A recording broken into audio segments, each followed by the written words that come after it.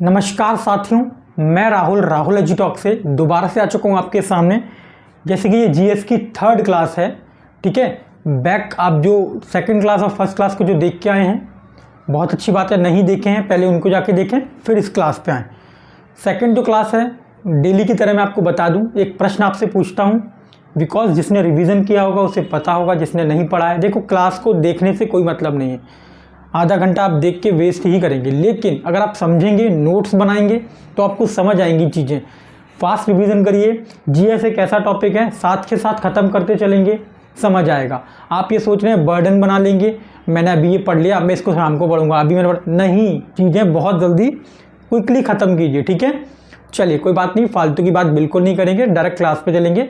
लेकिन जाने से पहले एक प्रश्न, कल के मैंने पूछा था क्लास में, मोनपा जनजाति, जो मोनपा जनजाति है वो किस स्टेट में पाई जाती है, या किस स्टेट में उसके रिलेटेड उत्सव मनाए जाते हैं, कमेंट सेक्शन में बताइएगा। बाकी हम आज की क्लास में चलते हैं।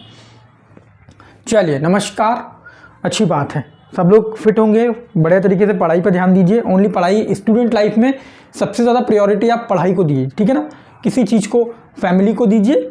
मेरा मानना है फैमिली से भी 1% ऊपर रखिए अपने फ्यूचर को, अपनी स्टडी को, क्योंकि आपके पास यही एक ऐसा ब्रह्मास्त्र है जिसको आप जब चलाएंगे ना तो सभी खींचे चले जाएंगे, ठीक है। कोई बात नहीं, चलिए पढ़ लेते हैं। NTPC plus group D GS practice set, जैसे कि मैंने लिख रखा है। क्वेश्चन नंबर 1 जो कल का मैंने पूछा उसको कमेंट में कर देना। विवेकानंद शिला स्मारक कहाँ पर स्थित है? डेली की तरह वही प्रश्न है ये, 1918, उससे पहले भी, मतलब बहुत ज़्यादा खराब करा दूंगा आपको। मैं कह रहा हूँ 55 से 60 क्वेश्चन जीएस की मेरी क्लासेस से मिल जाएंगे, गारंटी है ये, बिकॉज मैं घुसूंगा उस तरीके से उस चीज़ में, है ना। विवेकानंद शिला स्मारक कहाँ पर स्थित है? Kochi, Goa, Kanyakumari, Vizag. 4 option there available, आप बता सकते हैं राइट आंसर क्या होगा। कोई बात नहीं, हम तो बता ही रहे हैं फिर, ठीक है। कोचिन, गोवा, कन्याकुमारी, वाइजक। अच्छा, विवेकानंद जो है, ये जो बनाया गया स्मारक, पहले तो ये बता देता हूँ कहाँ बनाया गया, ठीक है। कहाँ बनाया गया, बाद में कब बनाएगा। 1970 में विवेकानंद रॉक मेमोरियल, ठीक है ना। समझते जाइएगा चीज़ों को, डाउट हो गया हुआ करे। देखो, आप भी जानते हैं लाइव क्लास तो चल नहीं रही है, लाइव का इस तरीके से कोई सेटलमेंट है नहीं मेरे पास, वो होता तो वो भी करता। फिर भी आप कमेंट सेक्शन में सिंगल बंदे का भी कमेंट छूटता नहीं हूँ, मेरे को दिखता है, मैं उसका जवाब देता हूँ, ठीक है। तो आप डालिए, 1970 में विवेकानंद रॉक मेमोरियल ने विवेकानंद शिला बनाया क्यों? उनको सम्मान देने के लिए, है ना, उनको सम्मान देने के लिए बनाया, ठीक है। बनाया कहाँ? कन्याकुमारी, तमिलनाडु में। कन्याकुमारी कहाँ है? तमिलनाडु स्टेट में, ठीक है। Question clear? एक्स्ट्रा इन्फॉर्मेशन हो गई। 1970 में विवेकानंद जी के स्मारक में ये शिला बनाया गया। रॉक मेमोरियल एक संस्था है, उन्होंने विवेकानंद जी को सम्मान देने के लिए, समझ आ गया, इतना ज़्यादा बर्डन वाली चीज़ नहीं है, ठीक है। सेकंड क्वेश्चन, किडनी स्टोन, गुर्दा की पथरी जो बोलते हैं, मुख्य रूप से किसकी बनी होती है, ठीक है। किसकी बनी होती है बता देता हूँ आपको। तो जैसे कि बताऊँ, सोडियम क्लोराइड की तो बिल्कुल नहीं हो सकती, ये रॉन्ग हो जाएगा। कभी ना क्वेश्चन को एलिमिनेशन के मेथड से सॉल्व किया कीजिए। हमेशा क्वेश्चन ऐसा नहीं होता कि आपको, अब मान के चलो ये किडनी स्टोन वाला है, अब बट हमें ये पता होना चाहिए कि क्या नहीं हो सकता, क्या हो सकता है वो नहीं पता, कोई बात नहीं, लेकिन ये पता होना चाहिए कि ये तो नहीं हो सकता। तो हमने यहाँ पे एलिमिनेशन मेथड लगा दिया। सोडियम क्लोराइड का तो कोई मतलब ही नहीं है, सोडियम क्लोराइड है नहीं। सिलिकेट का तो कोई पॉसिबिलिटी ही नहीं है कि 1% भी सिलिकेट होगा। अब हमारे पे 2 ऑप्शन रह गए, कैल्शियम बाइकार्बोनेट और कैल्शियम ऑक्सिलेट। तो फिर ये चीज़ें 50-50 हो जाती है, फिर आप तोड़ मरोड़ के कर लीजिए। तो बता देते हैं, ये हो नहीं सकता, ये हो नहीं सकता। कैल्शियम बाइकार्बोनेट है नहीं, कैल्शियम ऑक्सिलेट, ठीक है। कैल्शियम ऑक्सिलेट की बनी होती है, किडनी में जो स्टोन पड़ जाता है वो कैल्शियम ऑक्सिलेट की बनी होती है, ठीक है, जिसे हम पथरी कहते हैं, ठीक है, इसको बता दूं, ये यूरिक एसिड मूत्राशय में ऐसा होता है, मैं आपको बता दूं, जहाँ पे आप टॉयलेट वगैरह करते हैं वहाँ पे मूत्राशय जो आप है आपका, तो वहाँ पे ये चलता है यूरिक एसिड में, ठीक है, यूरिक एसिड और कुछ क्रिस्टल पदार्थ हैं जो एकत्रित हो जाते हैं, तब आपकी किडनी में स्टोन बन जाता है। Uric acid plus crystal. एक सेकंड में इसको दोबारा से लिखता हूँ, ठीक है ना। क्रिस्टल पदार्थ कुछ होते हैं, तब जाके आपकी जो किडनी में स्टोन बनता है, ठीक है। हाँ, बाकी तो उसमें और बताने वाली जानकारी नहीं, चलो कोई नहीं। थर्ड क्वेश्चन, रागिनी किस राज्य की गीत शैली है? बताइए जिनको पता नहीं है। साइड से हट जाता हूँ।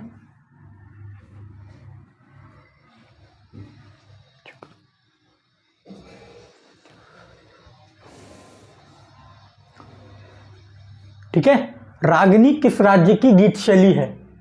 तो आप बताइए रागिनी किस राज्य की गीत शैली है। देखो ये गीत शैली हो गई, इंपॉर्टेंट म्यूजिशियन हो गए, इनको बहुत ज़्यादा याद करना, बिकॉज जितना ज़्यादा आप बार पढ़ेंगे तब याद कर पाएंगे। रागिनी किस राज्य की गीत शैली है? आंसर हो जाएगा हरियाणा, ठीक है, हरियाणा की रागिनी गीत शैली है, ठीक है, रागिनी। कश्मीर के है छकरी गीत शैली, बता रहा हूं, छकरी कश्मीर की है, ठीक है। सोपार है केरल की, सोपार केरल की, ठीक है। चलिए आगे चलते हैं। नेक्स्ट क्वेश्चन, विश्व का सबसे बड़ा नदी द्वीप माजुली कहाँ स्थित है? आप लोगों को पता है जो माजुली द्वीप है वो विश्व का बड़ा द्वीप है, ठीक है। बताइए 4 option, Arunachal Pradesh, Assam, Nagaland, Uttar Pradesh. Elimination method अपनाइए, quick हो जाता है, लेकिन ये हर किसी क्वेश्चन पे नहीं चल सकता, ये आप उन क्वेश्चन पे करेंगे जहां पे आपको डाउट क्लियर होता है ना, डाउट नहीं पता होता था। चलिए बताइए, विश्व का सबसे बड़ा नदी द्वीप माजुली कहाँ स्थित है? बताइए।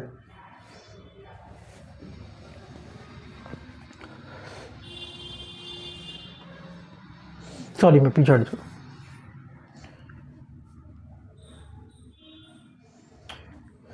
चलिए ठीक है, कोई बात नहीं। विश्व का सबसे बड़ा नदी द्वीप माजुली कहाँ स्थित है? उससे पहले आप बताइए, उत्तर प्रदेश में एक राष्ट्रीय उद्यान पड़ता है, आपको पता होगा, उसका नाम बताइए। नहीं पता है तो लिखिए, दुधवा राष्ट्रीय उद्यान, उत्तर प्रदेश में, ठीक है। इसका आंसर होगा विश्व का सबसे बड़ा नदी द्वीप माजुली असम में स्थित है, ठीक है, असम में स्थित है। नागालैंड में बिल्कुल नहीं होगा, उत्तर प्रदेश में तो है ही नहीं, और अरुणाचल प्रदेश में नहीं है। 4 क्वेश्चन हो गए। अगला क्वेश्चन, बुली शब्द का प्रयोग निम्न में से किस में किया जाता है, यानी कि किस खेल में किया जाता है? आई थिंक बुली शब्द का प्रयोग निम्न में से किस खेल, यहाँ पे खेल लिख लेना है ना, किस खेल, चलो ठीक है लेना, किस खेल में किया जाता है। तो बुली जो शब्द है वो बताइए किस खेल में किया जाता है, क्यों किया जाता है, रीजन बताइए उसका। पहले तो ये बताइए कि बुली शब्द कहाँ प्रयोग है, कोई बात। अच्छे से पढ़िए, पढ़ाई पे बिल्कुल ध्यान दीजिए, अपनी फैमिली का नाम रोशन करना है।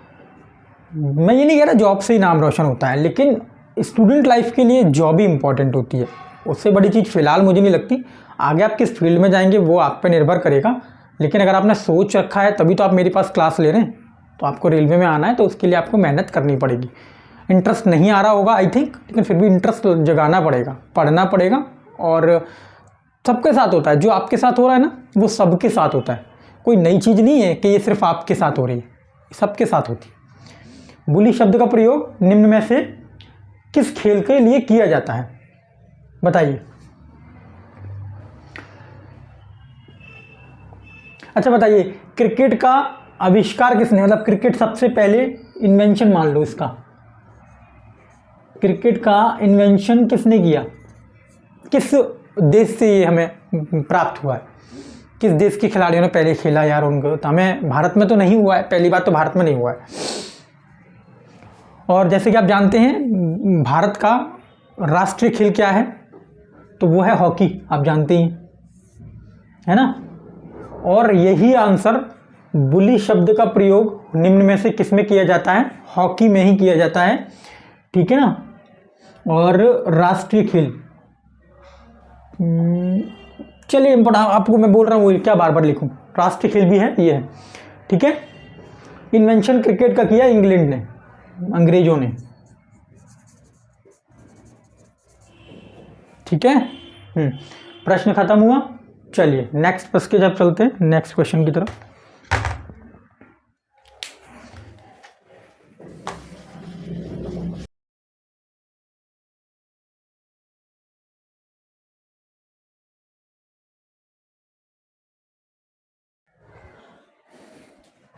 हाँ जी, तो आ जाइए नेक्स्ट क्वेश्चन पे। अपना अगला छठवां क्वेश्चन है, चट्टानों के अध्ययन को क्या कहते हैं। साइंस के बहुत सारे क्वेश्चन ऐसे हैं, करा दूंगा, जो बहुत ज़्यादा मल्टीपल बार पूछे गए, इतनी बार पूछे गए हैं कि मैं बता नहीं सकता आपको। 2019 में जब एग्ज़ाम हुआ था तो ये क्वेश्चन बहुत बार रिपीट हुआ था, बहुत बार, बहुत ज़्यादा शिफ्टों में।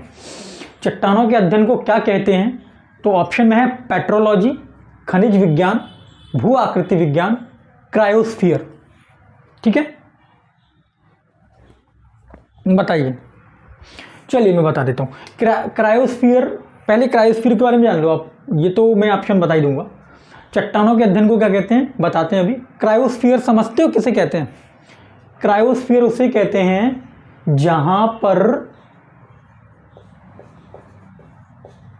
जो जल होता है ना,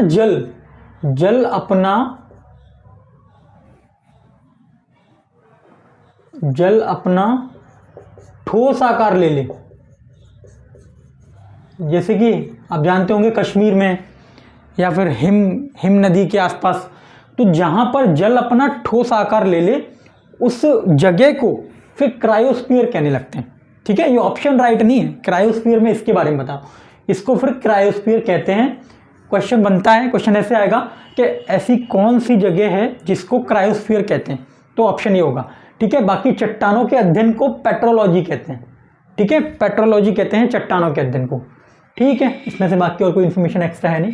नंबर 7, 2011 की जनगणना के अंतिम जनसंख्या योग के अनुसार निम्न में से किस राज्य में जनसंख्या घनत्व तो सबसे अधिक था होगा, ये अभी कहाँ, या फिर अभी मान लो है, कोई भी मान लो।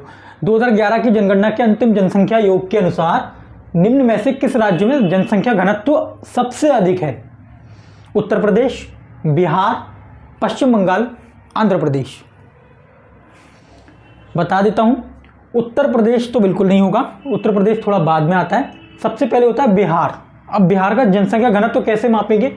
1106 व्यक्ति रहते हैं उस टाइम के हिसाब से पर किलोमीटर में। अगर 1 किलोमीटर के दायरे में देखा जाए तो जनसंख्या घनत्व तो ये है, 1106 लोग रहते हैं बिहार में, तो सबसे ज़्यादा 2011 की जनगणना के अनुसार है, ठीक है। 2011 की जनगणना के अनुसार बिहार वो स्टेट है जहां पे सबसे ज़्यादा पॉपुलेशन है, जनसंख्या घनत्व ज़्यादा है। चलिए नेक्स्ट बात कर लेते हैं, पीएम स्वनिधि नामक योजना के लिए निम्न में कौन सा लक्षित समूह है, मतलब ऐसी कौन सा क्राइटेरिया है, ऐसी कौन सी ऑडियंस है जिसको वो टारगेट करती है। स्वनिधि पीएम योजना है ना, कौन सी पब्लिक को टारगेट करती है वो पूछा गया है। सीमांत किसान, स्ट्रीट वेंडर, भूमिहीन खेतिहार मजदूर या दूध उत्पादक, किस ऑडियंस को टारगेट करती है पीएम स्वनिधि योजना? इसका आंसर होगा स्ट्रीट वेंडर। जो स्ट्रीट वेंडर, रोड साइड लोग होते हैं जो फूड वगैरह कुछ बेचते हैं, वो लोग इस योजना का लाभ उठा सकते हैं, ठीक है। इसमें जो रकम मिलती है शायद 10,000 रुपये समथिंग मिलता है इसमें, मंथली या फिर ईयरली शायद। और नेक्स्ट क्वेश्चन, 2 कक्षीय हृदय पाए जाते हैं। कहाँ पाए जाते हैं आप जानते होंगे, आपने बहुत पढ़ा होगा हार्ट का चैप्टर, उसमें पूछा जाता है दो कक्षीय हृदय पाए जाते हैं। कहाँ पाए जाते हैं बताइए जरा।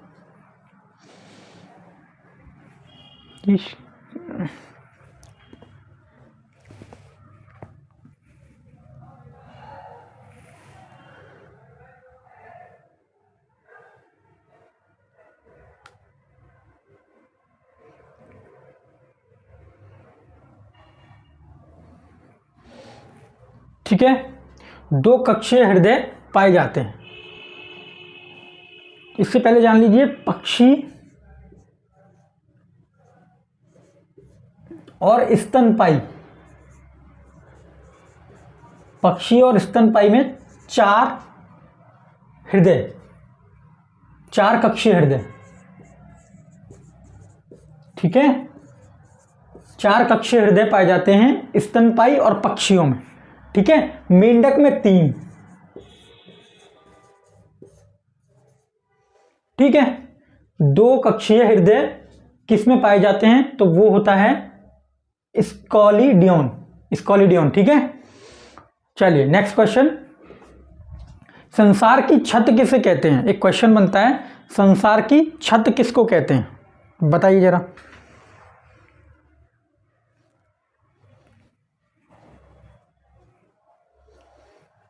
संसार की छत किसे कहते हैं? कंचनजंगा, पामीर नॉट, इंद्राकोल, साउथ पीट।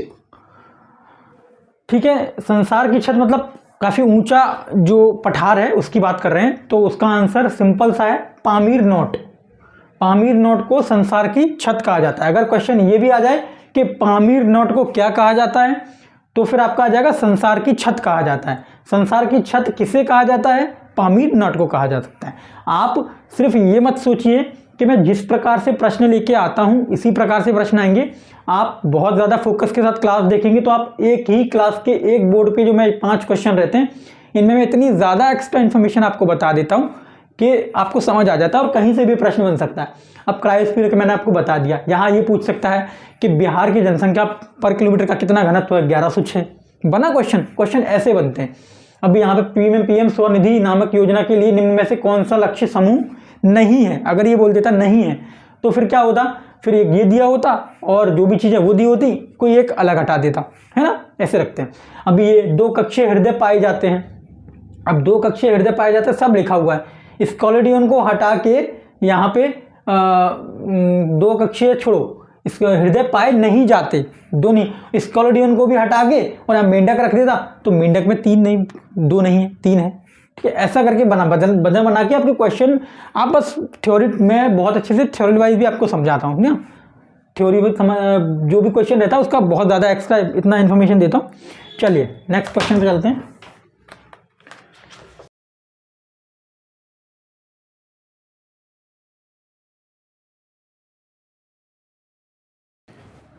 हाँ जी, तो क्वेश्चन नंबर 11 पे आ जाते हैं साथियों। 11 क्वेश्चन है, सर्वाधिक शुद्ध सोना होता है।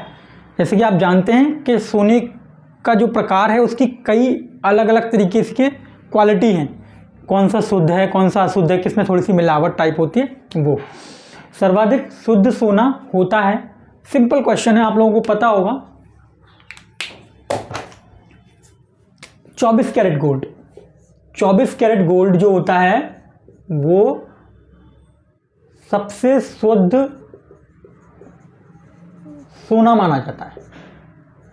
होता भी है, माना क्या जाता है, होता है। अब बात कर लेते हैं कि जो हम लोगों की ज्वेलरी बनती हैं, आप चेन वगैरह पहनते हैं, जो शादियों में ज्वेलरी बनती हैं वो कभी भी 24 कैरेट गोल्ड की नहीं होती। जो लोग बोल देते हैं ना आपको 24 कैरेट गोल्ड है, ये 24 कैरेट गोल्ड में ज्वेलरी बन ही नहीं सकती। ठीक है ना, बनेगी ही नहीं, बिकॉज एक बहुत लचीला सोना होता है ना। डिज़ाइन अगर बनाओगे तो वो चल नहीं पाएगी, बहुत जल्दी टूट जाएगी, गिर जाएगी, ख़राब हो जाएगी। तो जो हम लोग ज्वेलरी वगैरह खरीदते हैं वो या तो 18 कैरेट की होती है या फिर 20 कैरेट की मान लो, 20 की या 22। इन 3 कैटेगरी में अकॉर्डिंग टू योर प्राइस। कभी कभार ऐसा होता है 18 वाले ले लेते हैं, थोड़ा सस्ता पड़ जाता है 20-22। इन कैटेगरी में आप ज्वेलरी को बनवा सकते हैं। 24 कैरेट में आपका शुद्ध सोने में कभी ज्वेलरी नहीं बनती, थोड़ा बहुत पीतल या जो भी चीज़ मिलाई जाती है वो मिलाया ही जाता है। ठीक है, क्वेश्चन हो गया 11। मैंने डिटेल में बताया अच्छे से। 12 क्वेश्चन, भारत के संविधान में से कौन सा अनुच्छेद मानव तस्करी के निषेध को मौलिक अधिकार घोषित करता है? क्वेश्चन को पढ़िए, अच्छे से बताइए। 1-2 सेकंड का टाइम देता हूँ, उससे ज़्यादा क्या ही टाइम दूँ आपको, क्योंकि आप भी जानते हैं सभी लोगों को नहीं पता होता है, सीखने तो आए हैं। ठीक है, भारत के संविधान में कौन सा अनुच्छेद मानव तस्करी के निषेध को मौलिक अधिकार घोषित करता है? पहले और आर्टिकल देख लेते हैं।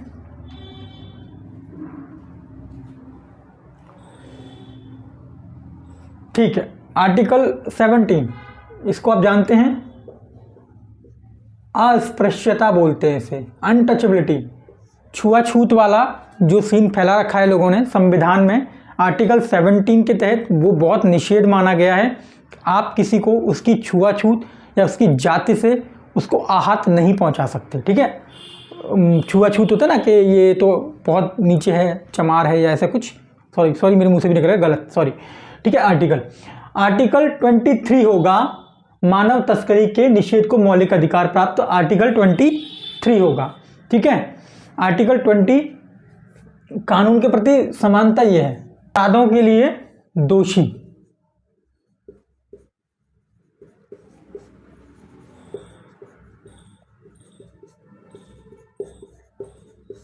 ठीक, कानून के प्रति,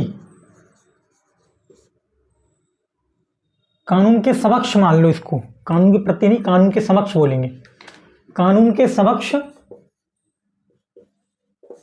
समानता।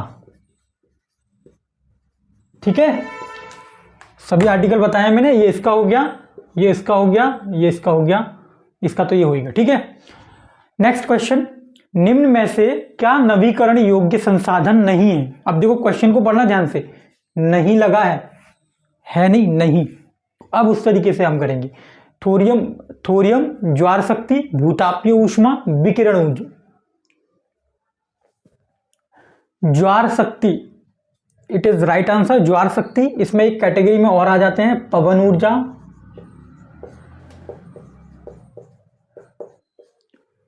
ठीक है, ये आ गया, पवन ऊर्जा भी इसी से रिलेटेड करेगा आपका। भौतिक मात्रा, 13 क्वेश्चन हो गया। भौतिक मात्रा संवेग की इकाई क्या है? इकाई पूछ रहे हैं। ठीक है, तो भौतिक मात्रा संवेग की इकाई क्या होती है? सिंपल, इसमें क्या ही पूछना है, न्यूटन सेकंड होता है, राइट आंसर आपका हो जाएगा, इस पे ज़्यादा बात नहीं करेंगे। भारत में राज्यों की सीमा बदलने का अधिकार किसके पास है? नया क्वेश्चन है, मतलब क्वेश्चन पुराना आपके लिए नया हो सकता है। भारत में राज्यों की सीमा बदलने का अधिकार किसके पास है, यानी कि ये जो अथॉरिटी है वो किसको है? हर कोई थोड़ी ना राज्य का नाम चेंज कर देगा, ये सब ये थोड़ी होता है। ये 4 ऑप्शन दिए गए हैं, प्रधानमंत्री, संसद, राष्ट्रपति और राज्य सरकार। चलिए क्वेश्चन बता दीजिए, भारत का पहला नागरिक किसे कहते हैं? बताइए, भारत का पहला नागरिक माना जाता है ऐसा किसको कहते हैं? उसे कहते हैं राष्ट्रपति को। ठीक है, हाँ जी, राष्ट्रपति को भारत का पहला नागरिक कहते हैं। यहां पे हो जाएगा संसद। संसद का आर्टिकल 3 में ये लिखा हुआ है, अगर आप पढ़ेंगे डिटेल में तो आपको समझ आएगा। थ्योरी में आर्टिकल नंबर 3 में लिखा हुआ है कि संसद ही किसी भी राज्य का नाम चेंज, सीमा में जो भी चेंज कर सकती है वो संसद कर सकती है, और किसी के अलावा ये नहीं है। ठीक है, प्रधानमंत्री, संसद, राष्ट्रपति, राज्य सरकार। भारत का पहला नागरिक किसे कहा जाता है? राष्ट्रपति को। चलिए क्वेश्चन को अच्छे से पढ़ लीजिएगा, नोट्स बनाते रहिए, है ना, बाकी नेक्स्ट लेके आते हैं।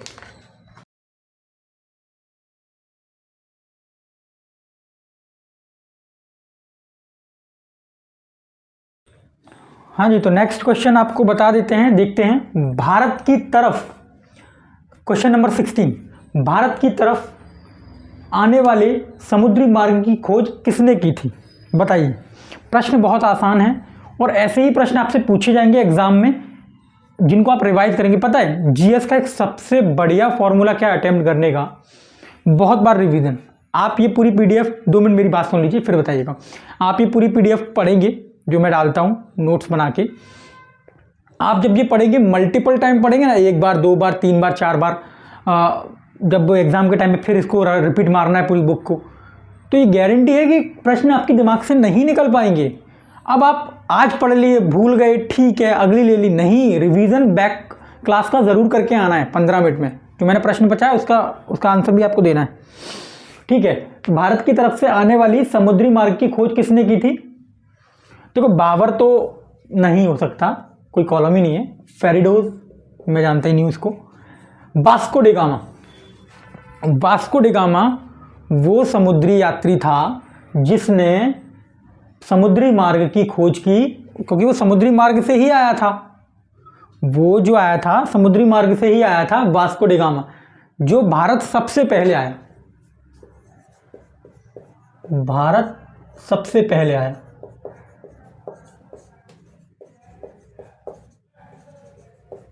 (1498) में। समझ रहे हैं, ये क्वेश्चन बनता है आपका 1498 में, ठीक है। 1498 में आया था वो भारत। नेक्स्ट क्वेश्चन, निम्नलिखित में से किसका ज्वलन ताप सबसे कम है? मतलब जो कम का मतलब सीधा सा फंडा हो गया, सबसे ज्यादा आग कौन सा पकड़ लेता है? कागज, लकड़ी, प्लास्टिक, पेट्रोल, बताइए। प्लास्टिक पकड़ लेती है, लकड़ी पकड़ लेती है, कागज पकड़ लेता है। सबसे पहले ज्वलनशील पदार्थ यानी कि अग्नि को कौन पकड़ लेता है? ऑब्वियसली बात है कागज बोलेंगे कुछ लोग, लेकिन कागज नहीं है, पेट्रोल होगा, ठीक है ना। पेट्रोल से सबसे ज़्यादा आग पकड़ता है, आप भी जानते होंगे, ठीक है। ये क्वेश्चन राइट है, इस पर क्या ही और किसी को बात करने लायक है नहीं, ज्वलन ताप, हाँ वो सिंपल। 18 क्वेश्चन, सूखी बर्फ किसका ठोस रूप होता है या कहलाता है? प्रश्न कभी कभी ये भी आ जाता है, ठीक है। सूखी बर्फ किसका ठोस रूप होता है? क्लोरीन्स, नाइट्रोजन, कार्बन डाइऑक्साइड, पानी। पानी का सूत्र सबको पता होगा, H2O। कार्बन डाई को C से प्रदर्शित करते हैं। नाइट्रोजन, ये समझ नहीं आ रहा क्लोरीन्स क्या है, चलो कोई बात नहीं, ऑप्शन में था। सूखी बर्फ किसका ठोस रूप होता है? Carbon dioxide. कार्बन डाइऑक्साइड को सूखी बर्फ कहते हैं, ठीक है, कहलाता है। 19 नंबर क्वेश्चन, लैक्टोबैसिलस, ये एक आंसर बोल दूंगा सॉरी मैं। लैक्टोबैसिलस नामक सूक्ष्म जीव एक क्या है?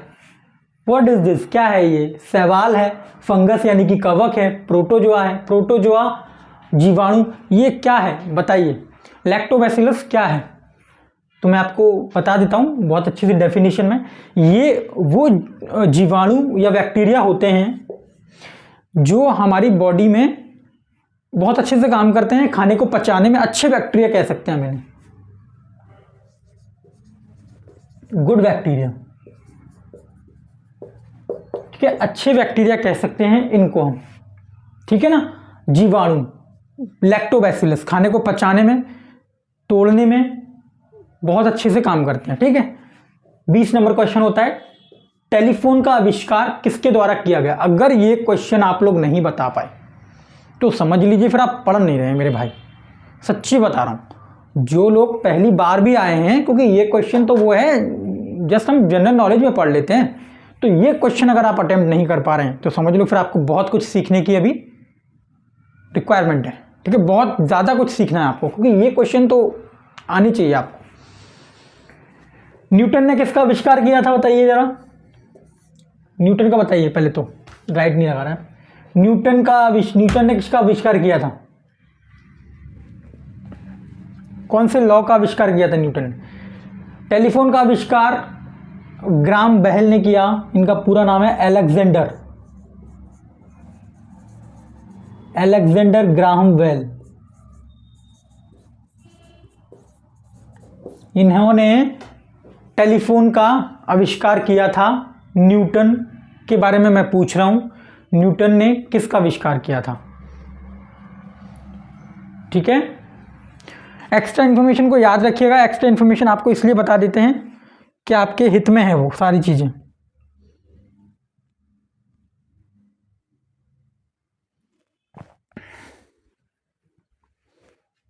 चलिए बताया, न्यूटन के बारे में बताया। अच्छा, ग्राहम बेल जन्मे थे स्कॉटलैंड में, स्कॉटलैंड में जन्मे थे ग्राहम बेल। ठीक है, चलिए और बताइए, न्यूटन के बारे में आपने बताया नहीं। स्कॉटलैंड में जन्मे थे 1976 में, डीओबी, ग्राहम बेल का डीओबी स्कॉटलैंड 1976 में। ठीक है,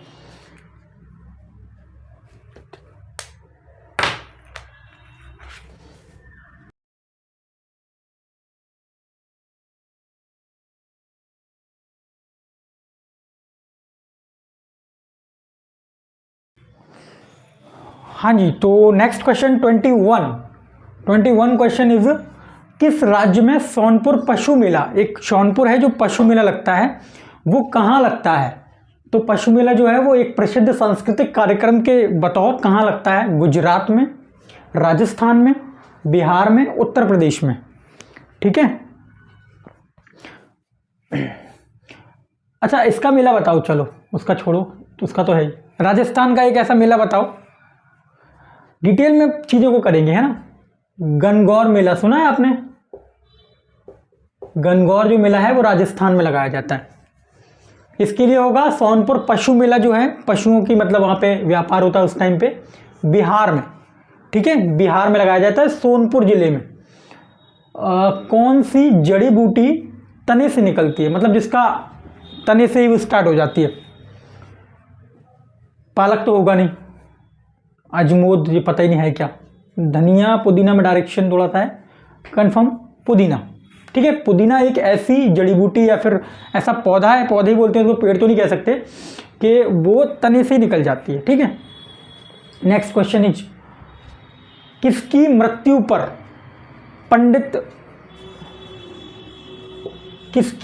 पर पंडित जवाहरलाल नेहरू ने कहा था कि हमारे जीवन से प्रकाश चला गया। मतलब उस इंसान की मृत्यु हो गई, तो जैसे हम लोग आते हैं कभी तो वो उन्होंने बोला उस टाइम पे कि ये इंसान चला गया, अब हमारे जीवन से प्रकाश चला गया, अंधकार आ गया हमारे जीवन। तो किसने कहा था, रविंद्रनाथ, मतलब किसकी मृत्यु पे कहा था, रविंद्रनाथ टैगोर, महात्मा गांधी, सुभाष चंद्र बोस और सरदार वल्लभ भाई पटेल। बताइए किसकी मृत्यु पे कहा था।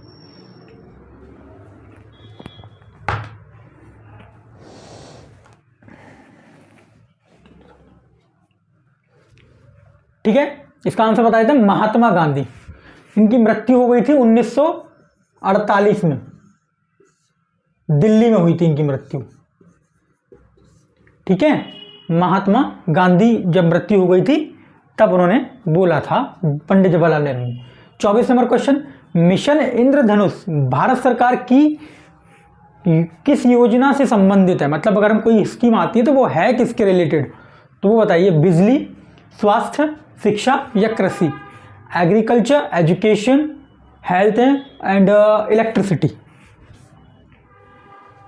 इंग्लिश वालों के लिए देखो, आप भी जानते हैं मैं खुद सीबीएसई बोर्ड से नहीं हूं, लेकिन मैं जितना होता है उतना बोल देता हूं। तो इसका आंसर होगा मिशन इंद्रधनुष हेल्थ इश्यूज के लिए है। ठीक है, स्वास्थ्य के लिए है ये योजना, स्वास्थ्य के लिए। 25 नंबर क्वेश्चन, अंतरराष्ट्रीय योग दिवस किस दिन मनाया जाता है। सभी को आना चाहिए ये प्रश्न, बहुत इजी प्रश्न है, छोटा सा प्रश्न है, सभी को आना चाहिए। अब सही है ना, मैं इधर की साइड रहता हूँ, उधर बीच में नहीं आता, तो फिर आप पढ़ सकते हैं आराम से ना, पढ़ने आए आप, मुझे देखने थोड़ी ना आए। अंतर्राष्ट्रीय योग दिवस किस दिन मनाया जाता है, 15 जून, 21 जून, 1 जून, 28 जून। बताइए।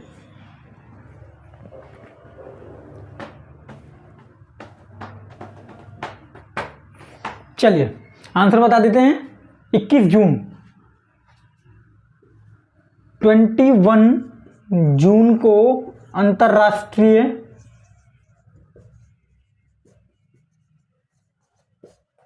योग दिवस मनाते हैं। मैं पूरे इंग्लिश में लिख रहा हूँ क्या, मनाते हैं। ठीक है, 2014 में ये लागू हुआ गया, 2014 से ये स्टार्ट हुआ था। ठीक है, कैसी लगी क्लास सभी लोगों को? जिसको भी अच्छी लगी हो लाइक कर दीजिएगा। थोड़ा सा एक डाउट निकल के आ गया, 25 दिसंबर को और है, ठीक है ना, इस दिन इधर आ जाऊंगा, अनुशासन दिवस, इस दिन अनुशासन दिवस भी मनाते हैं, उसी दिन ये लागू हुआ था। चलिए, कैसी लगी सभी को क्लास? इंपॉर्टेंट क्लास थी, 25 क्वेश्चन किया आज हमने, कहने को 25 से ज़्यादा क्वेश्चन गए होंगे, डबल 50 करीब अप्रॉक्सीमेटली। बात कर लेता हूँ, ये पूरा सेशन है, ध्यान से देख लीजिए। वीडियोस को आधा घंटा ही देना है, मैं कोशिश करता हूँ कि बहुत जल्दी ख़त्म कर दूँ, लेकिन कई बार चीज़ें बहुत ज़्यादा तरीके से आपको डिटेलाइज करना पड़ता है, तो फिर समय लग जाता है ना। बाकी पढ़ते रहिए, आगे बढ़ते रहिए, मेरी शुभकामनाएं आपके साथ हैं।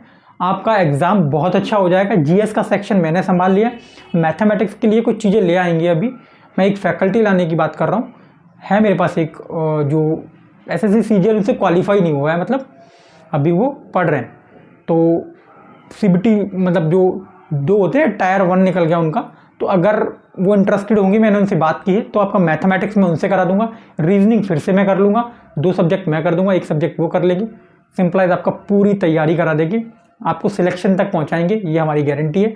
बाकी जितना हो पा रहा है उतना आपसे कर रहे हैं, बिकॉज आप भी जानते हैं ड्यूटी वगैरह होता है, उतना फ्री नहीं हूँ मैं, लेकिन फिर भी आप लोगों से इतना लगाव हो गया है कि अब वो चीज़ें मुझे करनी पड़ रही हैं। ठीक है, पीडीएफ आपको मिल जाएगी टेलीग्राम पे या फिर व्हाट्सएप ग्रुप पे ऐड हो जाइए। कैसे होना है, मैंने इंस्टाग्राम पे एक रील पोस्ट किया है, उसमें आप देख लीजिएगा। बाकी कैसी लगी, बेहतरीन क्लास लगी होगी, क्वेश्चन समझिएगा, कल फिर से पढ़ के आइएगा इन क्वेश्चन को नेक्स्ट डे के लिए। ठीक है, ज़्यादा समय न गवाते हुए थैंक यू सो मच, नमस्कार, आपका बहुत बहुत धन्यवाद इतने लंबे समय तक हमारे साथ जुड़ने के लिए। नमस्कार।